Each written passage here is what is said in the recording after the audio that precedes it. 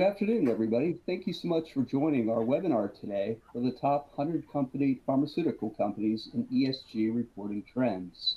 Today's agenda includes a little bit about SGS and also about the top 100 pharmaceutical companies. In terms of reporting, common frameworks, governance bodies, board level, environmental and social topics and their targets, third-party assurance and levels, leadership practices, as well as questions and answers.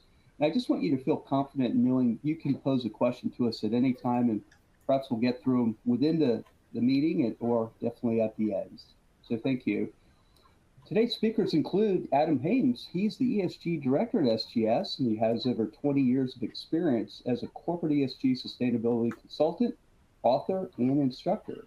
He's the founder of multiple organizations. He has an MBA, International Educational Leadership Experience, integrating ESG sustainability and strategy. Also joining us is Harsh Basoya.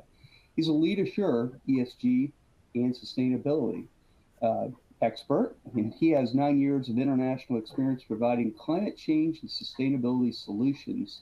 He's been conducting assurance in advisory projects across multiple frameworks and standards for various sectors, and he has ESG thought leader publications in the field. I'm John, and I'm the National Sales Manager for Pharmaceuticals. Been working in the industry for about 25 years in a variety of capacities. A little bit about SGS. We've been in business for over 140 years. We're the #1 leader in terms of testing, inspection, and certification. We have just under 100,000 employees around the world, so we're a global company. And we have offices and labs in about 2,600 different places. We focus on a variety of industries. For me personally, in pharmaceuticals, I handle pharmaceuticals, excipients, OTC, and dietary supplements. If you have a need for certification, audit, or training in any of those areas, I hope you call on me. And with that said, I'd like to turn it over to Adam. Thank you, John, and thanks to everybody for taking time to be with us today. Sustainability, just so you know, as we get into sustainability reporting, it is not something new to SGS. It's been embedded in the company from the top CEO down for a very long time. It's one of our core principles. We have multiple decades of experience sitting on working groups that were launching many of these standards and frameworks that exist today, and we're often one of the first to audit and assure to those standards. We as well get scored and ranked by most of the agencies that our clients get ranked by, especially if you're publicly traded, but certainly beyond that. So we're very proud to be highly rated and consistently are going through some of the same processes and platforms that you all have to learn from as well. I'm going to hand this over to my colleague and let Harsh talk about the research that we did so you understand where this data is coming from. Sure. Thank you, Adam. And hello, everyone. So for the top 100 pharma companies, it was a very interesting research. We have selected the entire batch of top 100 companies based on the, market size as well as the revenue, which are based in US and Canada.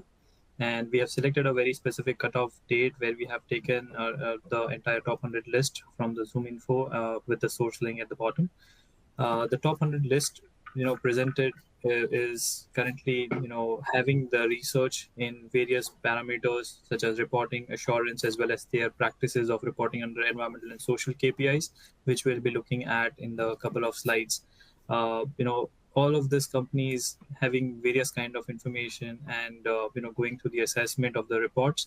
It was very interesting to see, and I hope you will also enjoy the entire statistics that are going to come through. Before we begin, I want to understand, and just to kill the monologue, want to understand from you as well that what kind of reporting does your company look at? Is it an annual ESG reporting or sustainability reporting undertaken currently at your organization level, or is it something that you are currently progressing into, or is it something that you are currently not directly involved into or have limited knowledge around it? So where does your organization start? So if we can have a quick poll around it, we'll be able to understand and drive the conversation in that direction. Specifically, if I talk about SGS, we do publish our annual sustainability report. through our global network, and it has all the information right from our practices, our initiatives, right towards what kind of assurance we do, what kind of protocols that we follow, the standards that we follow, which is very important for all the different stakeholders to know as an organization. And it also helps us to understand and communicate to our stakeholders that what kind of practices we believe in and we follow on a regular basis. And some of these things are also something that we are going to discuss about in the entire webinar. We are currently having 50% of the respondents answer. We'll just wait for a couple of more seconds in this. And I'll throw a thought out there. SGS, we've been doing this for a very long time. We actually were the first tech industry company to have an integrated report, which is to report your ESG and sustainability factors in the same report as your financials. But other clients, obviously, this is what we do for a living.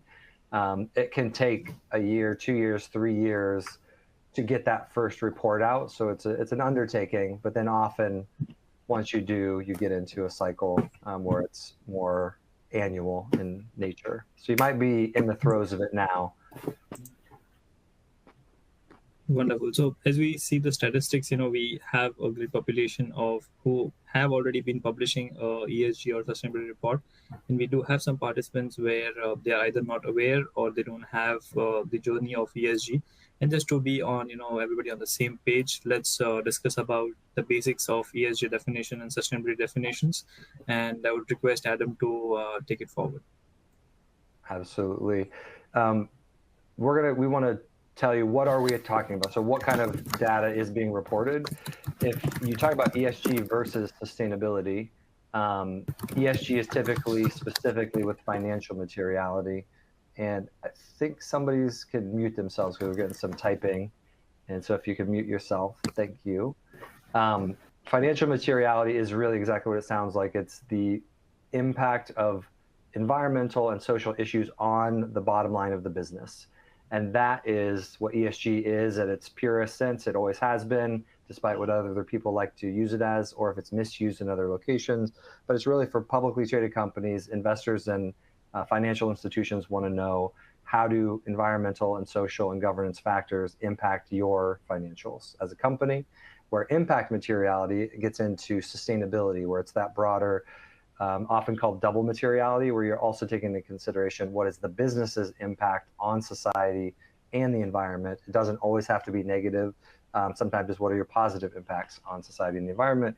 But that is where more sustainability reporting lies. And if you look at the difference, there's a pretty clear line drawn between the types of frameworks and standards that are being used in financial materiality and ESG for publicly traded companies. Like I said, being driven by investors and financial institutions, have all very much aligned and sort of come to this tipping point where the Integrated Reporting Foundation, SASB, and TCFD 4 years-ish ago became the Values Reporting Foundation. Then they got absorbed into IFRS, which is what the majority of the world uses, except for the United States. We use generally accepted accounting principles.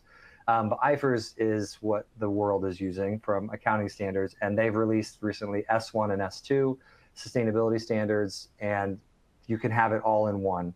It's basically all of the standards for investors, and it's a great resource. It should be your first resource to go to, and it's all about financial materiality. There are the companies who definitely want to go further and want to do impact materiality. That's really where GRI and the UN Sustainable Development Goals live and breathe, and they're not going to kind of get rid of that impact or double materiality, but they all are talking to each other. And for instance, GRI is launching 44 sector-specific standards with impact materiality, much like SASB has 77 industry-specific standards. So they're trying to align and be business ready and make it easier for reporting, but there is a delineation between which reports you see and which frameworks and standards they're reporting to. And Harsh can tell you what we found in the pharmaceutical industry. Sure, thanks, Adam. And as Adam was already saying, that there are multiple frameworks, and each one has a different objective and different stakeholders to cater to. What we observed from the ESG specific reporting is 66% of the companies are choosing to report on ESG or sustainability standards, or information that they have worked around across the year, over the years. And they are using various platforms, various standards to publish that information and reach to the stakeholders with that information. What we observe that in 66% of the companies who are reporting, they are using various frameworks and standards in majority of the times, using multiple frameworks to communicate their story.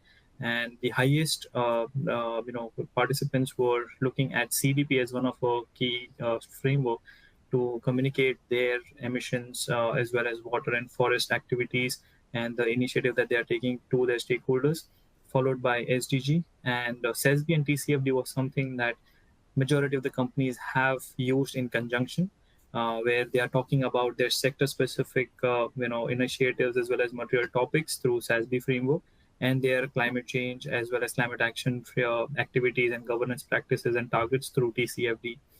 Followed by GRI, and there were many companies who have also used GRI, SASB, TCFD in conjunction, and communicated their story with aligning the SDGs in the overall layer with the CDP as a rating agency framework. So there are companies who have used all the frameworks at the same time. They are the ones who have been reporting on multiple years, and they have reached that kind of maturity level. But if we see the overall area where they are using this frameworks or standards, there is still a little bit of working around which is required to adopt either particular standard specific, which is your appropriate to your sector, or an overall layer of the reporting and framework standards to incorporate in the reporting, either through web pages, which is also one of the interactive way of communicating to your stakeholders, or through specific annual biennial report to communicate your story to the stakeholders. So there was a good percentage of reporting with multiple layer of standards and frameworks which were used in using and communicating your story to the stakeholders. Now, when we are looking at this kind of specific, reporting and standards, it is also very important to understand that who is driving this entire activity. And that is where a very key and important aspect of the governance plays a major role. That is your senior management aligned to your activity as an annual process. So before we dive into the governance part of it, let's have a quick poll around to understand, has your organization established a senior level governance body for ESG and sustainability? Why this question? In any of the organization, even for us like SGS, where we have the top management CEO who is driving the entire sustainability and ESG agenda across the organization, and this plays a major role in how the entire roadmap would look like, the mission and vision would look like, and how what kind of investments, what kind of initiatives would be driven across the organization. It is also very important because the top management has the authority as well as bird eye view to take very specific decisions to move in that direction. And at the end of the day, when all the documentations are being prepared, are being verified, varied, they would be the one who will need to have a final authority to say that yes, this is the communication that we want to reach out to our stakeholders, platforms, through investors, government authorities, may it be suppliers, customers, all the different platforms. So, having this kind of top management involvement plays a very crucial role in how the entire activity is going to play for ESG and sustainability. So, if we look at the quick poll, what do we have? And yes, we say that, with all the different people on the call, 50% of they say that yes, they do have an ESG and sustainability committee, whereas half of them say that either they are not aware or they don't have. And this would be a path somewhere, definitely would be very crucial to take in driving the entire ESG and sustainability agenda, which makes it a little more easier. And what if you want to have such kind of an activity involved and ingrained in your business? What are the different steps that are required to undertake? Let's understand that in brief. I request Adam to take the 5-step cycle. So exactly what we discussed, and we will always ask you to check in with yourself because there's no off-the-shelf solution to any company, but there are frameworks to follow. So this is one of them. The 5-step ESG cycle is that step 1 is awareness. The company and leadership specifically of the company needs to understand your own issues, trends, and strategies of your region, your industry, and your company. only with that awareness that you should set priorities. Often that's what's called a materiality assessment, stakeholder engagement sometimes, but you're identifying risks and opportunities for your company specifically, so you can prioritize, and then you can create a strategy around that with vision, KPIs, goals, and plans, and then you execute. That's business as usual, setting initiatives, having projects, quality control, risk control, data, metrics, all those things, and then reporting. And reporting is often on the management approach to that material topic, to every individual material topic, and the performance over time. And that's what that looks like. And when you break it down by leadership, governance is essential because it's those first three steps. Much like Harsh said, another way to say that is you can't have a middle manager and tell them go determine what's material to the company, because they do not have the view and the authority. No one person does, but a senior ESG committee of high-level leaders who see and have accountability over the company, often on the board, C-suite, VPs and directors, lead counsel. And if you do have a large enough company where you've got a dedicated ESG or sustainability professional, they often sit or at least conduct those meetings. But all three of those are governance duties, and they need to be performed at a high level. Otherwise, it's unrealistic that it's ever going to get implemented.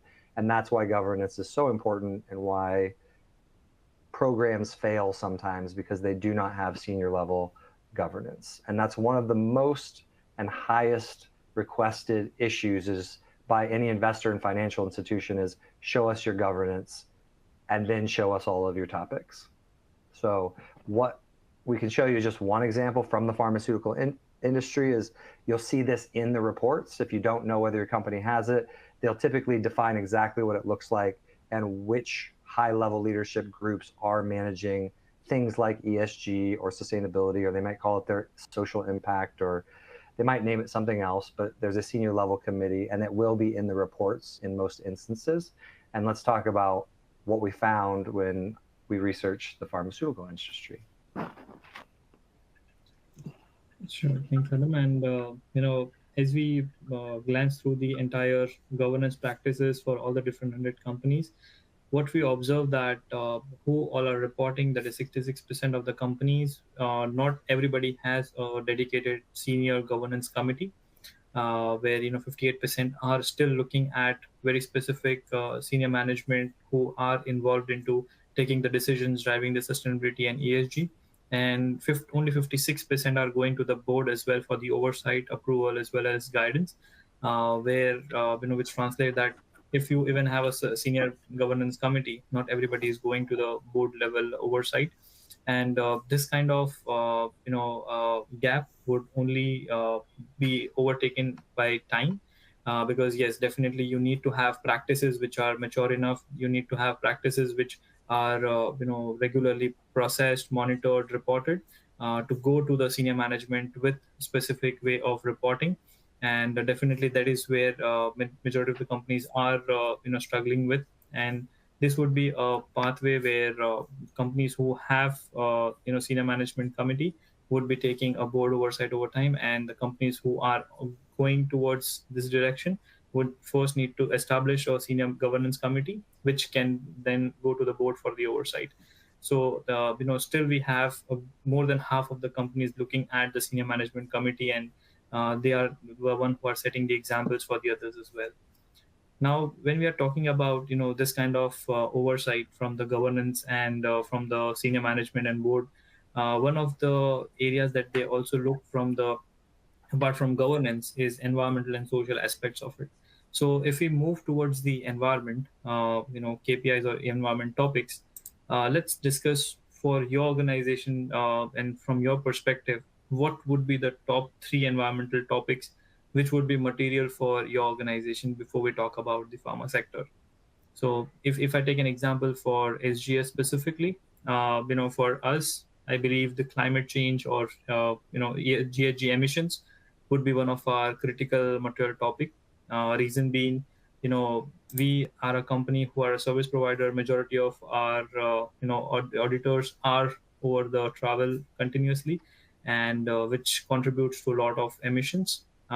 If we want to reduce that, Definitely another way would be to have the energy management, and followed by, if we talk specifically about our laboratories, which we have huge massive laboratories which are continuously testing, chemical safety would be one of the area which would definitely be having areas which be very crucial to manage, because we have a lot of tested scientists who are working in the labs, and chemical safety is also very crucial. We do have an annual training around it as well. So for us, I believe the top three would be climate emissions, energy, and chemical safety in our case, with a very specific definition. And What do you Mona, think, I'm Adam? not sure if you can hear us, Mona, but this one isn't set up where folks can select 3. It's only set up so they can select 1. I don't know if you have time to change this one. It's probably not that big of a deal, but I know there's a follow-up question in the social side. So if you could take a look at that, that would be great. Oh, But okay. you might as well. Yeah, I think I'm going to just move forward. Sorry, Sure, everybody, sure. this one. But yes, if we talk about what we were able to select, not top three but at least top one, and I'm sure many people would have to love to select three, but material sourcing, energy, water are one of the top three which have come if we select the ones.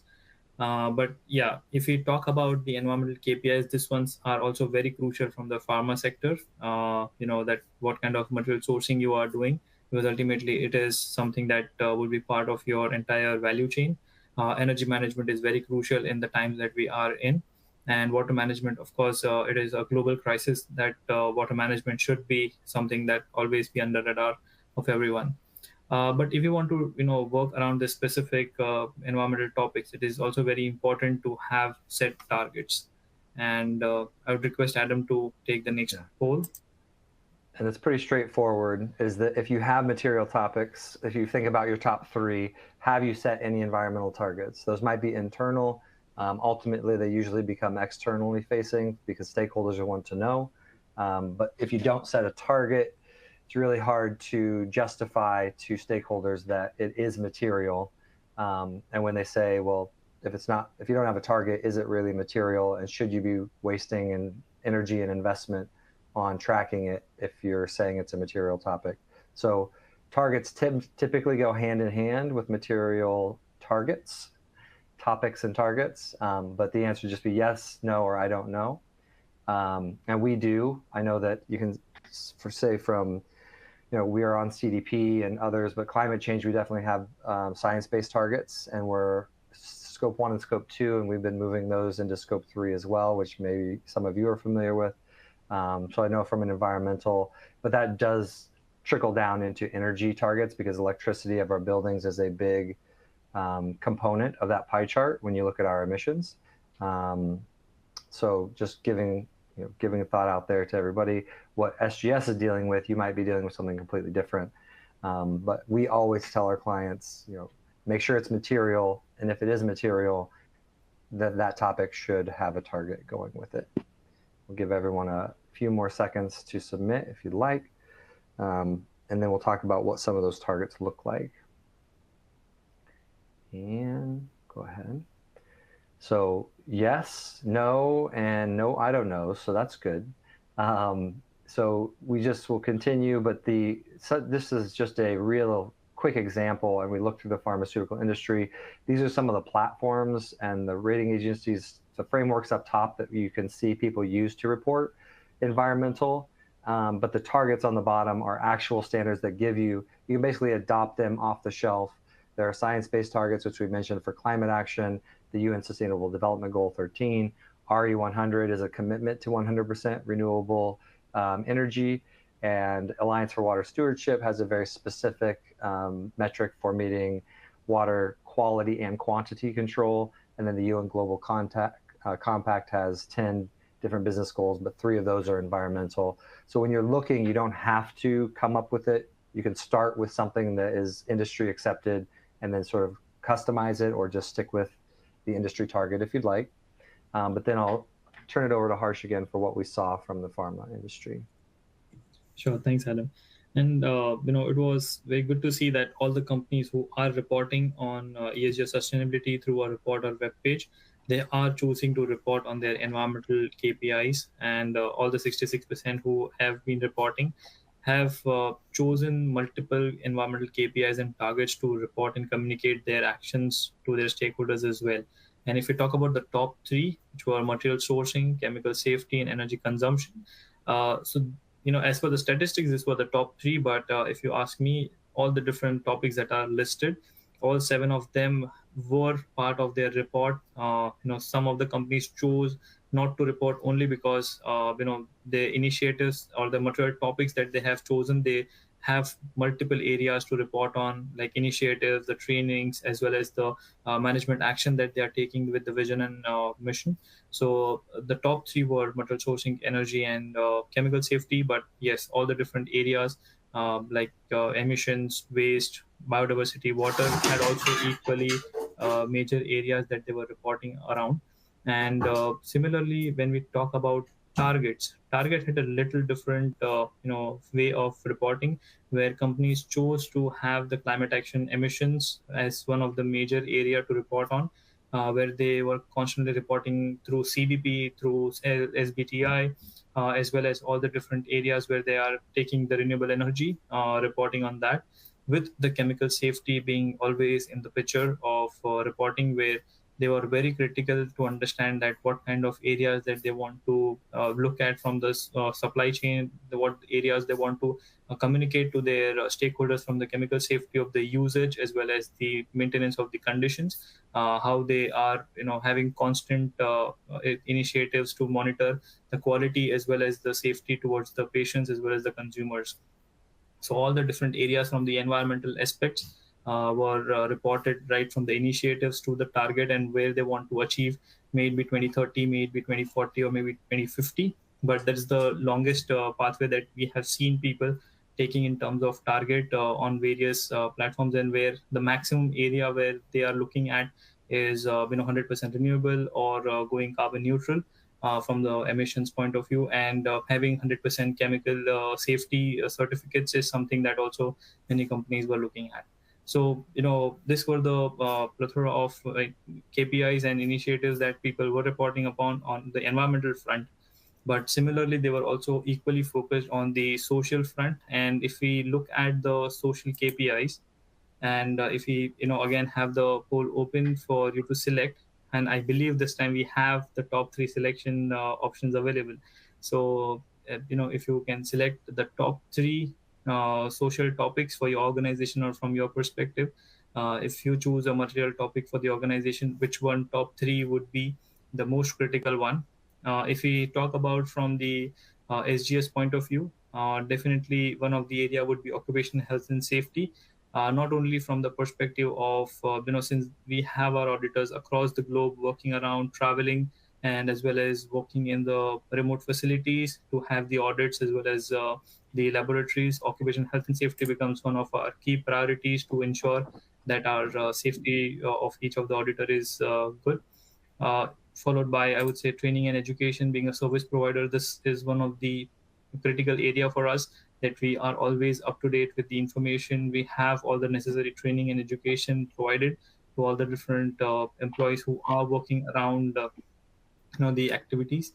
And followed by data privacy, because we deal with a lot of information of the client, which is very crucial, which is very internal, and we deal our data privacy very, very highly. And when we have this kind of information, it becomes very important to ensure that we have all the information up to date.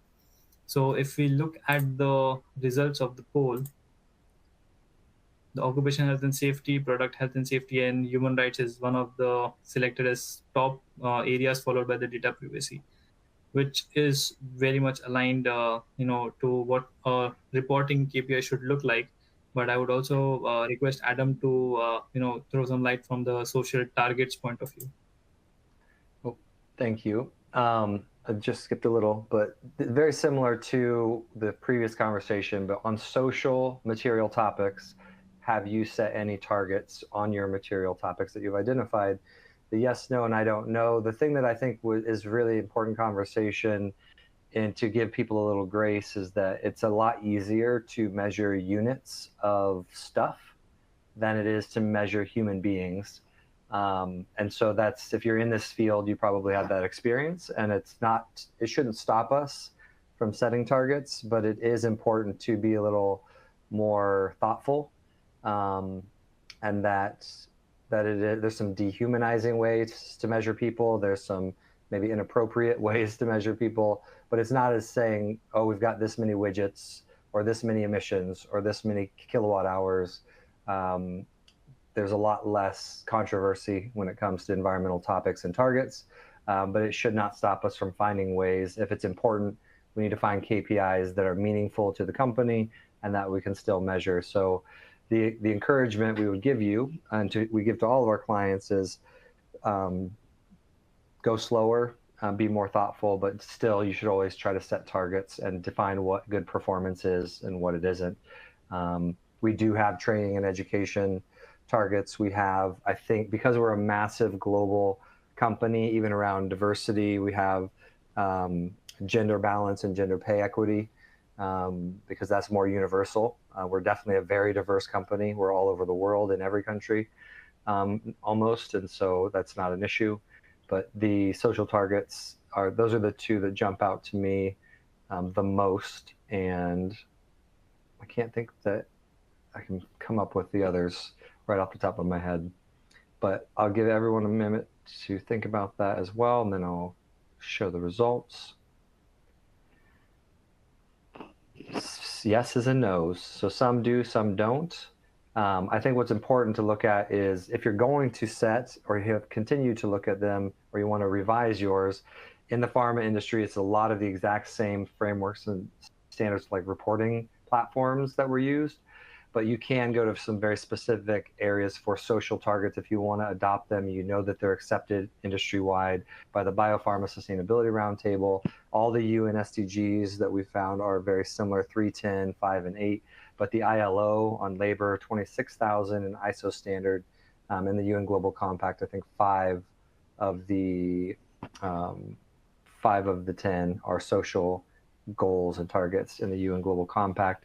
So you don't have to start from scratch. You don't have to make it up yourself. There's a lot of references material out there for you. And Harsh can tell us what we found when we looked at the top 100 companies.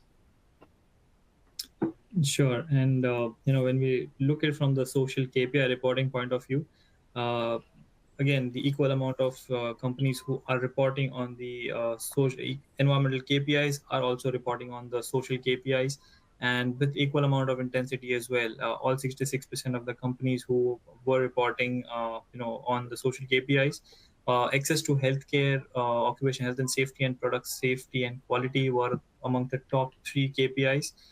Which they were reporting from the social KPI point of view, which makes a lot of sense from the pharma sector, where access to healthcare is something globally. After just hitting the pandemic, we have seen that access to healthcare is a very crucial aspect of the pharma industry. Followed by the occupational health and safety for all, not only the employees but all the different stakeholders who are working in the value chain. The occupational health and safety plays a major role, and the initiatives and the targets plays a crucial role in the organization's value chain, followed by the product quality and safety, which is also one of the very crucial aspect of the pharma industry.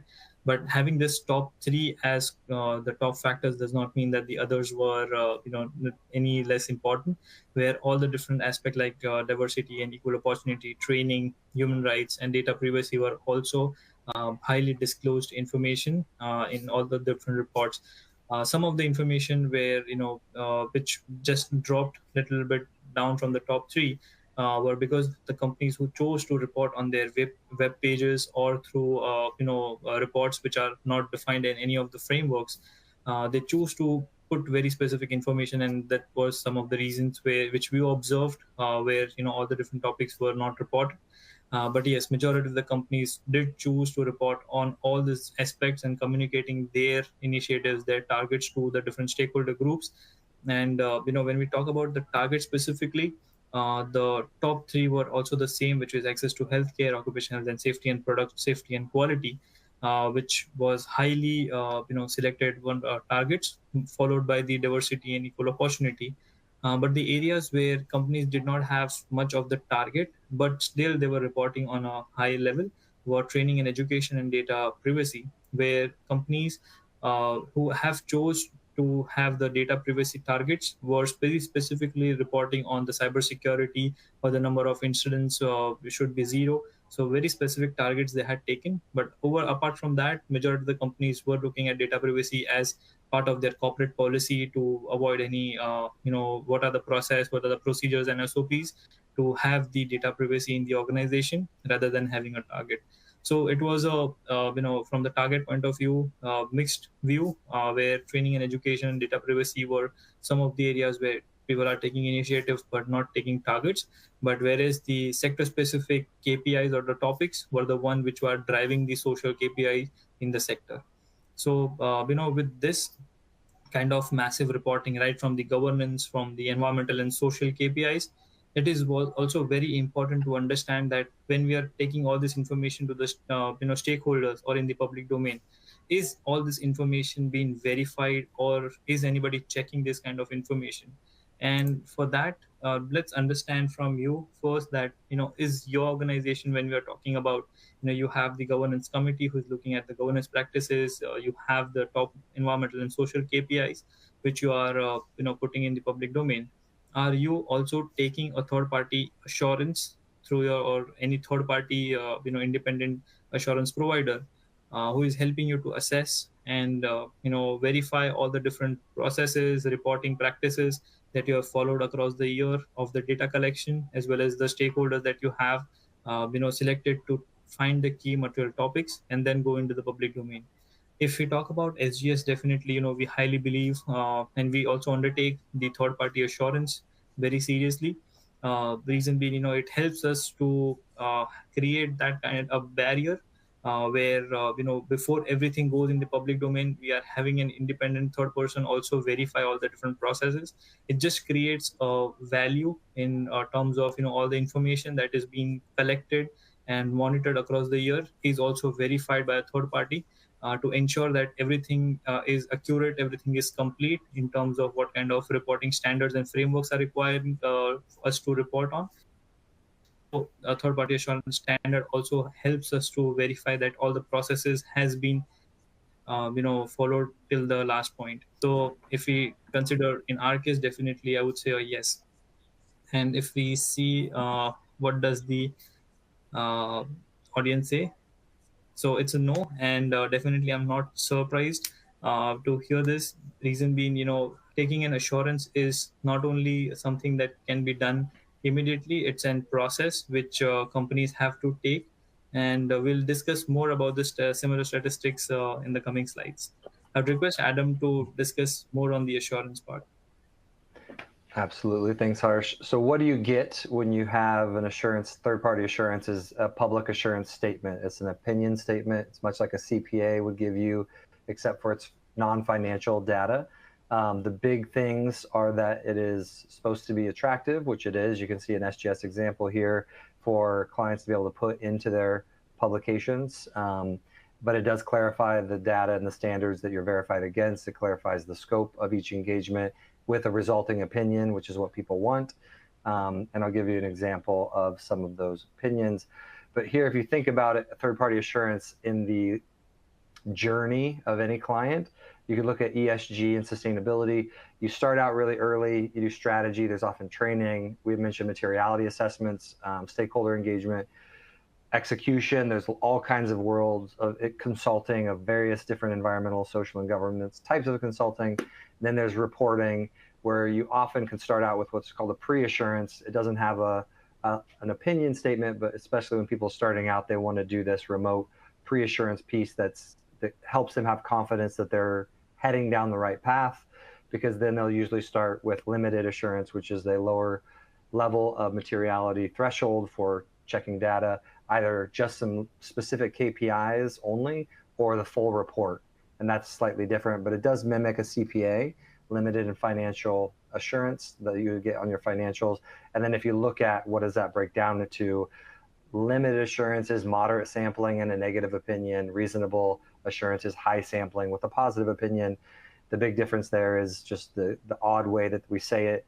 Negative opinion with the lower sampling means we did not find evidence to suggest that these claims were false, and reasonable is a positive opinion. We did find evidence that these claims are accurate.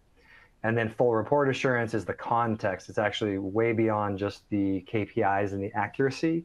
It's the how are you representing all of the information and the context of the report, where SASB, GRI, TCFD are very common, and there's things around materiality assessment on how you chose the right material topics, and then the things you said about that. So we would have to read the entire report word for word and read through all of it.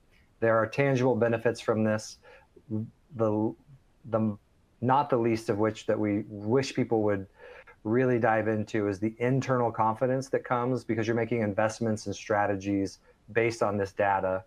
And some companies and clients still do not trust it because they've never had a third party review it, even at a pre-assurance level. So don't underestimate the internal confidence, whereas a lot of people are using the driver as external confidence, where a customer wanted you to, or a stakeholder, an investor. And that often comes with very good things of improving your sustainability ratings and scores with different agencies, or also just plain meeting and exceeding regulatory requirements, which definitely matter. But that internal confidence is not something to overlook. So always consider at least a pre-assurance that is a nice step in there in the middle. And then I'll let Harsh talk about what we found in the pharma industry. Thanks, Adam. And the reason why I said during the poll that I was not surprised, with the results is because the similar thing that we observed in the sector as well, where majority of the companies are still not looking at the third-party assurance, and the companies that are looking, the 27% is looking at mostly the limited level of assurance. With a 7 KPI average, assurance KPIs that are subjected to third-party assurance.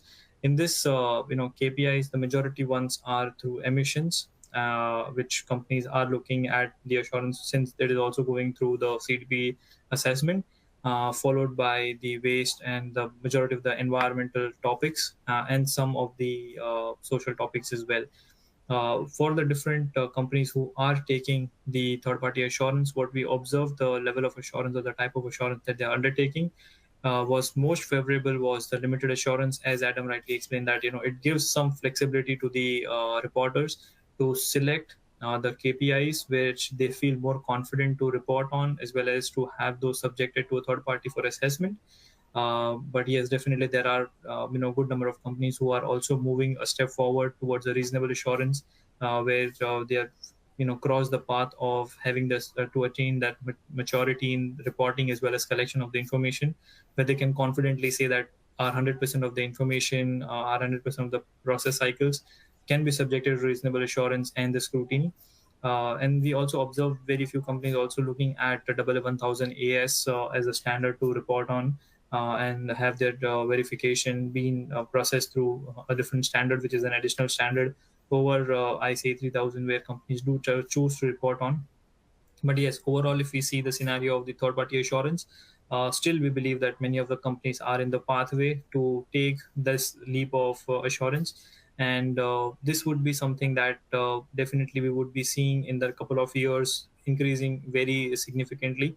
Reason being the standards that are playing around in the market, like CSRD, or if we talk about specifically for Canada, it would be CSDS, which would be releasing soon in this year, or across North America, where companies or who have business either in European unions would have to report on as per the CSRD regulation, and do need to have a third-party assurance as well. So there are areas which many of the companies who are having multiple global presence would be impacted, and the statistics would be soon be altered as well. So when we talk about this kind of activities, if we have entire thing in brief, what kind of practices should the sector be followed? I would request Adam to give some senior management aspect towards it.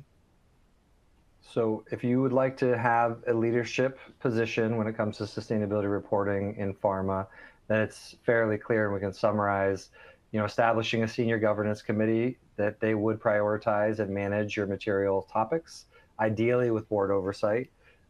Measure and disclose your performance per material topic in an annual report, and then align, these are the standards, the international standards and frameworks that are most common. Choose CDP, SDG, SASB, TCFD, or GRI. Often it's a combination that works for you.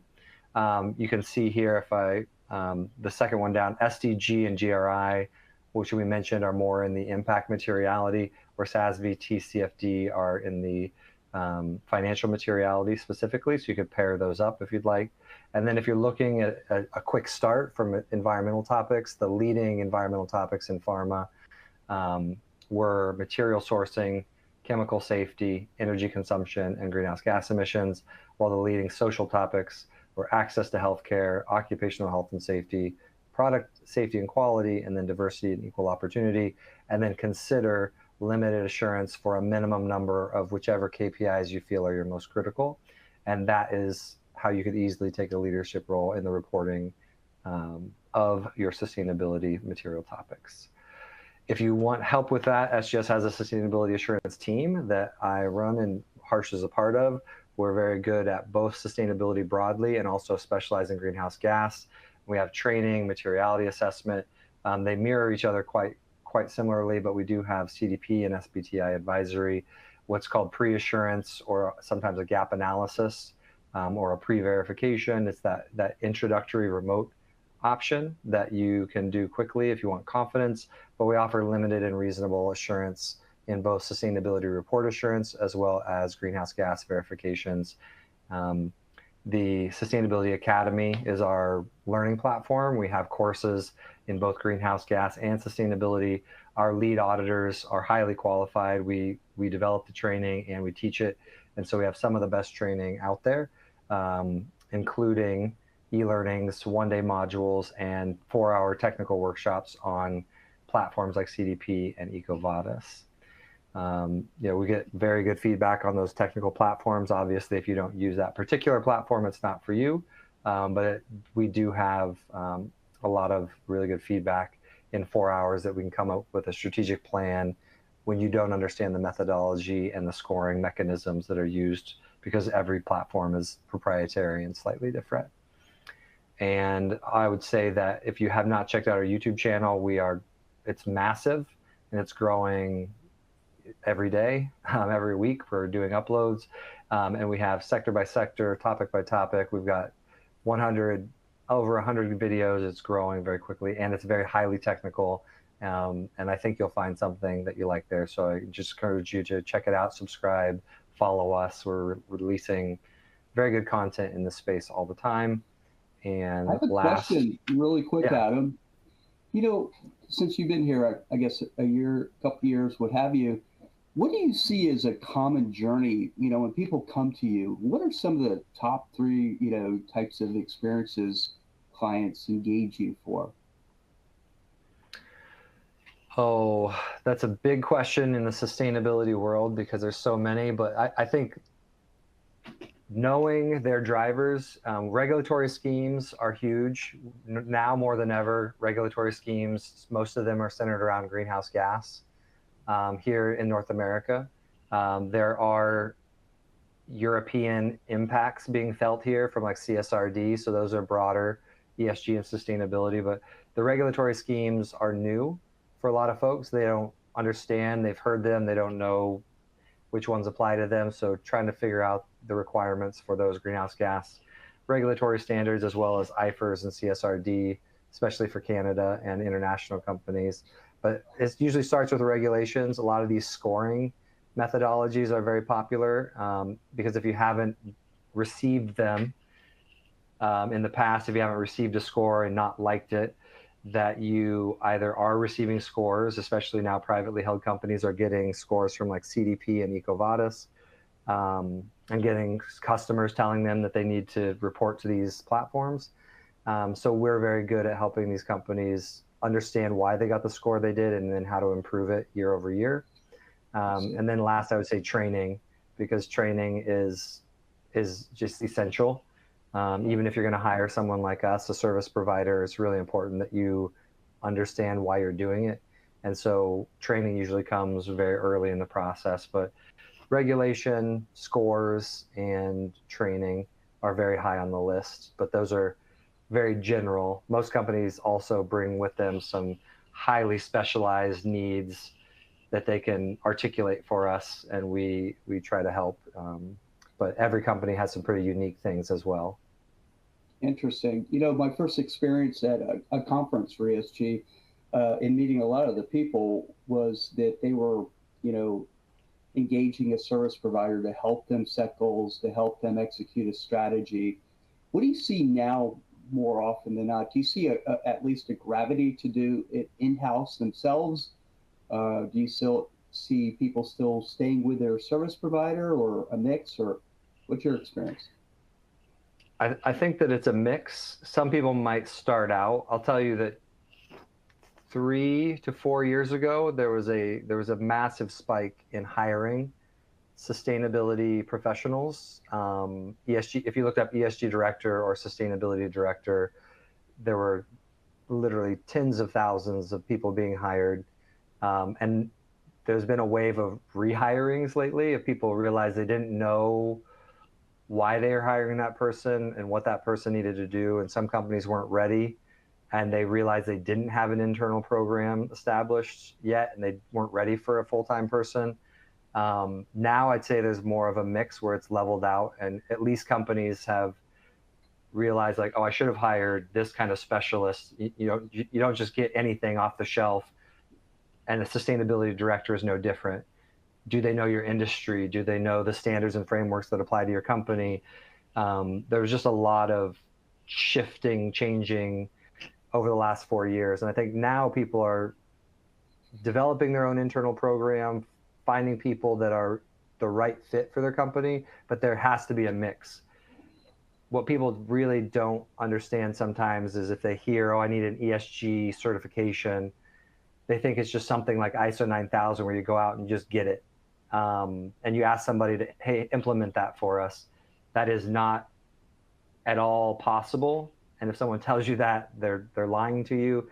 It's a comprehensive company-wide strategy that determines what are your material topics environmentally, socially, and governance-wise, and then you create strategies for each one of those topics. So there is no off-the-shelf answer. The closest thing to it are these industry-specific standards and scoring platforms that have done a lot of the work for you. They've spent years developing industry-wide materiality assessments, kind of weighting different KPIs against others. They're still not perfect, but at least they're industry-specific, and they've involved thousands of people over decades trying to like get these scoring to be better suited for just pharmaceutical or better suited for just a forestry company. But it's a huge umbrella term for a lot of different things. And so that's why you can't not hire a vendor, but I can't tell you off the top of my head, like, you're definitely gonna hire this vendor. You can hire us and we'll help you with assurance and training and some gap assessments, but you're probably going to have to hire other people once you determine what your material topics are. Harsh's team does materiality assessments that are aligned with CSRD coming out of Europe. That's a great service if you don't know what your material topics are. There's just so many things because it covers so much comprehensive area of every company. It's very high level. One final question. In the pharmaceutical industry, obviously, you have a lot of companies dealing with a lot of high-risk materials. Is there anything either you, Adam, or Harsh would be looking at specifically if you were to be a consultant or if you were to go into review a pharmaceutical company? What is it that's unique about the pharmaceutical industry that you would be looking for immediately in terms of ESG? I mean, I'll do two things. One is the most important things we showed, which showed in the KPIs being recorded, is health and safety is paramount. It's pharmaceutical. You're putting drugs into people. But we actually did a previous webinar that looked at this not from actual reporting behavior, but it was on what are the drivers from, like MSCI has a rating platform and SASB has a standard specifically for pharmaceutical. But I would highly recommend go check out that webinar, because we go through all the in order of priority, what the external forces are saying, and very specific KPI by KPI. We do a lot of those, not my team, but you mentioned the slide at the beginning, the different kind of standards that are on quality and governance and health and safety. Those same ISO standards and the new ones coming out are still fundamentally critical to your larger scoring and your performance, but we do a deep dive for another hour on every KPI that pharmaceutical should look at, and that's on our YouTube channel. So I won't try to summarize it in the next 3 minutes, but we deep dive on all those. Yeah. Well, thank you very much, Adam and Harsh. I learned a lot. I really appreciate it. I know, the clients that speak to me, they're always focused on training. They're always focused on ISO 1400, but I have a whole lot more to speak about as people, call me, and, obviously I'll be passing them to you. But I appreciate everything. Everybody, we welcome, we're grateful for you attending our webinar today. And there aren't any other questions to answer, so I will wish you a great day, and thanks again for attending. Bye-bye now. Thank you. Take care, everyone.